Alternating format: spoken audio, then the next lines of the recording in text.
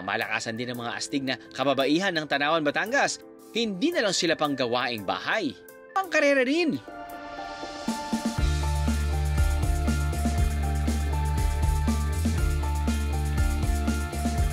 May sarili tayong kababaihan kayak race dito sa BND kasama ang Team Lofe at Team Amelie.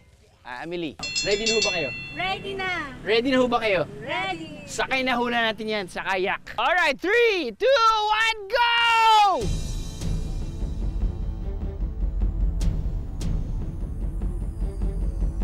Aba, sabay-sabay nga talaga sila magsagwan. Left side lahat, right side lahat. Left side lahat, right side lahat.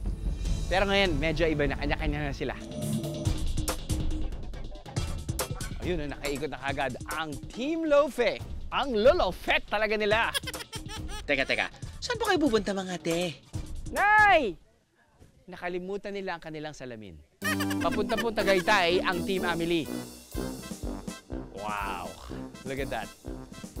Hard work pays off. Miss Lorna! Yung 30 minutes na yun, parang 30,000 hours of training. At ang nagwagi, Team Lofe! O Team Aleli, andyan na pala kayo. Welcome back from Tagaytay. Sino mag-aakala ang mga bidang taga-sagwa na ito? Hindi talaga mga atleta. Mga wonder nanays pala. Napakahalaga na merong ibang outlet ang isang nanay.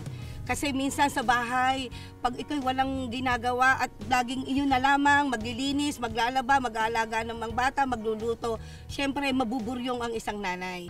Kaya tuwing Marso kung kailang ipinagdiriwan ang Women's Month, ginaganap ang isang Women's Mini Olympics para sa mga ilaw ng tahanan dito sa Tanawan. Para ma-enjoy din nila ang kanilang sarili bilang isang babae at maipakita ang kanilang kakayanan sa mga larangan ng mga palaro. Siyempre, papayag ba tayong hindi subukan yarn? Mainit man ang sikat ng araw. Enjoy naman tayo sa ating exercise at katahimikan sa gitna ng laot.